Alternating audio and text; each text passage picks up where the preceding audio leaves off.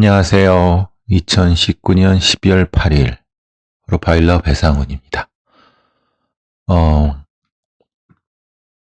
어제 추웠다가 오늘은 조금 풀린 것 같아요. 이제 다음 주는 그래도 조금 날이 좀 괜찮아지는 것 같아요. 이제 미세먼지나 뭐 이런 게 좀 들어오고.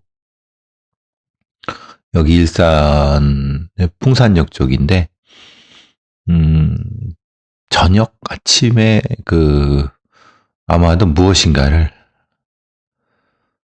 태우거나 아니면 열병학 발전소 쪽에서 무엇인가 태운 거를 약간 좀 이렇게 시간적으로 그러는 게 좀 있나 봐요. 저기압이니까 깔리는 그런 거일 수도 있죠. 예전에 제가 이천에 집이 있었을 때는 그러니까 기압이 낮을 때는 거기도 이제 쓰레기 소각장이라고 하죠. 있었는데 몸에 굉장히 안 좋은 건데 여기 일산 고향 같은 경우도 그렇네요. 그런 면이. 근데 평소에는 괜찮은데 이제 이런 부분에 대해서 잘 관리를 못하는 것 같아요. 그냥 잠깐 어제 냄새 잠깐 얘기해봤습니다. 한국일보에 조금 소개해드릴 만한 그 기사가 하나 있어갖고 뭐 심도 깊은 얘기는 아닌데 로버트 제이 샘슨이라고 하는 사람이 있습니다. 이 사람은 이제 제가 예전에도 계속 말씀드린 것처럼 미국은 범죄를 사회학적, 그러니까 범죄 심리라는 개념 자체는 있지만 범죄학이라고 하는 것에 크게 크리미널러지, 그리고 그것은 대체적으로 사회학적인 배경으로 또 많이 봅니다. 우리는 이제 아주 그 수준이 낮아가서 범죄 심리학 이런 개념을 쓰는데, 그런 연구가 오래된 미국 같은 경우는, 미국의 유럽 같은 경우는 범죄 심리라는 얘기보다는 범죄학, 그리고 그 범죄학보다 조금 더 넓은 개념인 사회학, 그리고 또 이제 심리학 이런 것으로서 범죄를 바라보죠. 그 중에서 이제 사회적인 여러 사회학적 관점에서 범죄를 바라보는 사람들 중에서 대표적이라기보다는 그렇지만 상당히 여러 영향력을 끼친 사람이 로버트 제이 샘슨이라는 사람입니다. 그 사람의 개념이 집합 효율성이라고 하는데 컬렉티브 에피컬시, 그러니까 집합이란 건 컬렉티브, 집단적이란 뜻이죠. 집단적. 컬렉티브, 그 다음에 에피컬시라고 하는 것은 이게 이제 효율성이나 저희가 20년 전 때, 아니죠, 20년, 30년 전에 이런 범죄학에 대해서, 범죄학 여러 이론에서 공부를 할 때, 그리고 제가 또 이제 학생들한테 가르칠 때도 말 그대로 그냥 집합 효율성이란 말을 썼는데 해석이 좀 우리나라 말로는 좀 딱 맞지 않아요. 근데 어쨌든 컬렉티브 에피컬시라고 하는 이건 뭐냐면 범죄라고 하는 것은 공동체 영향력의 중요한 변수다. 즉 범죄 발생률 자체가 개개인이 어떤 문제가 있어갖고 발생하는 것에 중점을 둔 것이 그 이전의 연구라고 하면은 로버트 제이 샘슨 같은 경우는, 그리고 그 이후의 사람들, 아니면 상당히 적지 않은 이런 영향을 받은 사람들은 공동체 영향력, 말하자면은 어떤 개인의 범죄보다는 그 개인의 행동을 규제하고 어떤 개인의 행동에 영향을 주는 공동체의 범죄 발생에 큰 역할이 있다. 라고 하는 거죠. 예를 들면 어떤 개인이 비공식적으로 유대가 큰 공동체 구성원이어서 그런 경우는 그 개인이 범죄를 일으킬 가능성이 훨씬 더 떨어지죠. 이걸 집합효율성 이론이라고 합니다. 그러니까 집합효율성이 높은 사회일수록 범죄율이 떨어지고 집합효율성이 떨어지는 그 사회일수록 범죄가 많다. 예를 들면 이런 거죠. 왜 예전에 화성하고 안산, 지금 안산 이런 데가 범죄가 높으냐? 뭐 범죄가 어쨌든 여러분이 인식하시는 것처럼 예전에 화성 같은 경우는 공장이 많이 들어서고 전통적인 형태의 어떤 농촌 공동체라든가 전통적인 형태의 공동체에서 그것이 깨지고 막 섞여 있는데 제가 이제 강호순 연쇄살인 사건 그 시기에 안산이나 뭐 화성이나 경기 남부 쪽을 쭉 증거를 찾기 위해서 그 벌판을 누비고 뭐 여러 빌라촌을 누빌 때 그때도 많이 공감했던 거 그런 거죠. 여기는 진짜 이웃 간에 서로 간에 그 어떤 유대가 없구나. 물론 유대가 있는 데도 있지만 그게 만들어진 지 얼마 안 되는 여러 사람들이 같이 섞여 있는 뭐 그거는 이제 특히 강호순 사건에서 나타나는 거 그리고 그 이전에는 화성 사건에서 이춘재 같은 경우 이춘재 사건이라고 하죠. 이춘재 사건 같은 경우는 자기가 원래 있었던 그 공동체가 있지만 새로 거기에 편입된 외부에서 온 사람들에 대한 공격 뭐 이런 부분들 뭐 섞여 있는 공간 그러니까 숨기 쉬우니까 유대가 없으니까 뭐 이런 것들 그런 걸 집합효율성 이론이라고 합니다. 그래서 전통적인 어떤 공동체보다는 무엇인가 많이 섞여 있고 혼돈된 그 공간에서 범죄가 많이 일어난다. 이것도 집합효율성 이론과 연관이 됩니다. 물론 샘슨 교수는 여기서 예를 드는 게 뭐 안인득 사건이라든가 강남역 사건에서 이것도 역시 그런 얘기를 해요. 근데 이것은 좀 집합효율성을 좀 확장한 거라고 보거든요. 예를 들면은 왜 안인득이라든가 그 강남역 사건의 범인이 그런 일종의 동기가 명확하지 않지만은 일종의 어떤 대신 자신이 공격하고자 하는 어떤 존재보다는 다른 그를 대체할 수 있는 더 힘이 약한 사람들을 공격했을까?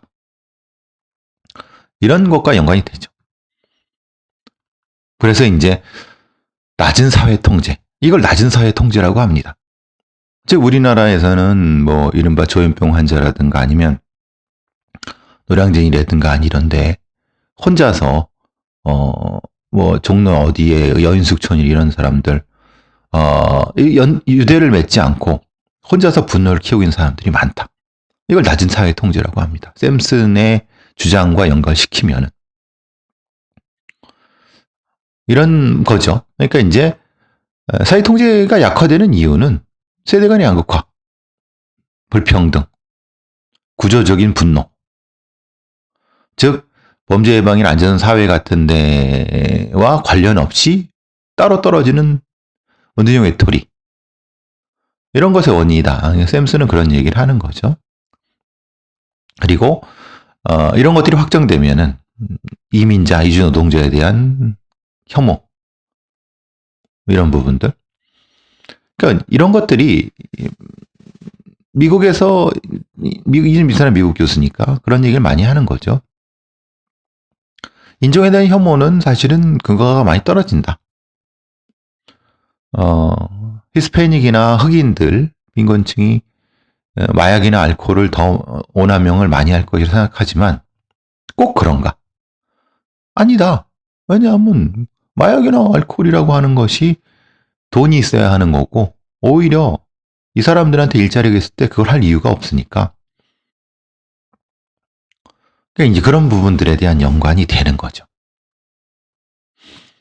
결국은 이런 것들을 확장하고 미디어의 역할들이 우리는 잘못되어 있다. SNS 역할들. 그래서 이런 분노를 줄일 수 있는 이런 부분들에 대한 미디어의 역할 이런 것들을 많이 주장하고 있어요. 그리고 소득 양극화 부분에 대해서 그렇고. 그래서 로버트 제이 심슨 교수의 이런 집합 효율성 부분은 우리 한국 사회가 직면하고 있는 범죄 현실과 비교해 보면 상당히 공감할 만한 얘기가 많아요. 이건 결국은 민주주의의 문제와 연결되고 언론의 자유, 표현의 자유, 그리고 그 혐오 발언이라든가 헤이트 스피치 이런 걸 어떻게 규제할 것인가에 대한 문제, 그리고 소통의 문제, 인권의 문제 이런 거 다 연관되는 거예요. 그러니까 사실대로 범죄를 한 개인의 어떤 행위 자체로 놓고 본다는 건 사실 의미가 없죠. 그 개인을 처벌하는 건 처벌하는 건 처벌한다 하더라도 그 개인이 어떻게 범죄의 자로 만들어졌는가를 살펴보는 것도 대단히 중요해요. 제가 김지윤의 이브닝 쇼에서 나가서 이제 저랑 같이 나왔던 어떤 소위 전문가라는 사람하고 이제 얘기를 하는데 진주방어 사건, 안인득 사건에서 어서트 킬링이라는 얘기를 하는데 사실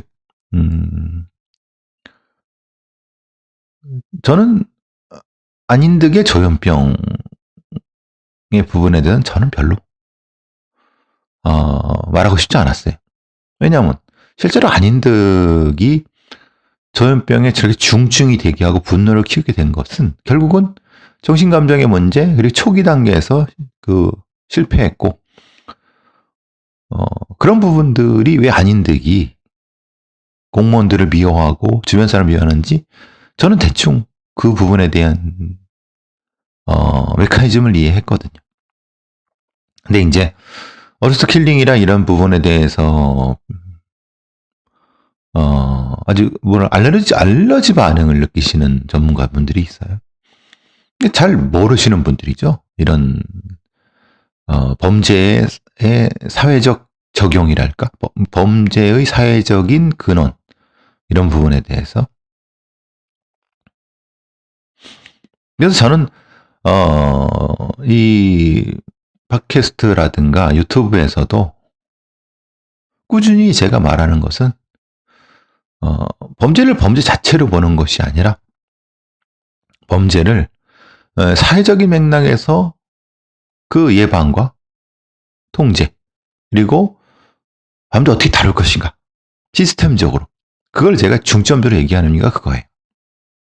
그래서 그 범죄에 대해서 구체적으로 어떤 행위에 대해서 얘기하지는 않고 다만 프로파일링 기법을 얘기할 때는 제가 그 얘기를 하죠.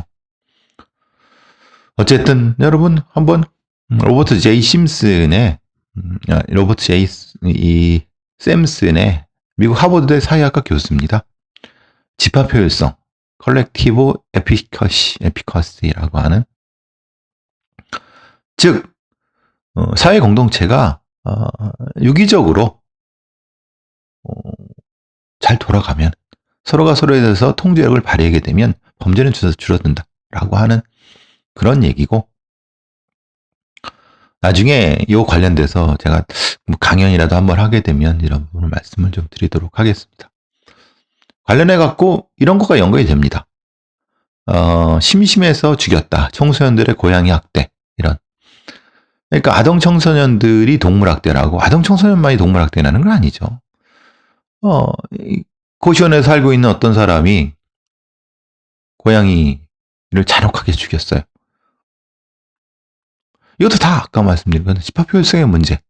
로버트 제이 샘슨의 그 이론과 연관이 될 수 있고 우리의 사회 통제 부분 그리고 범죄 예방 그리고 혐오 방지, 헤이트 스피치 방지 이게 다 연관이 되는 거거든요.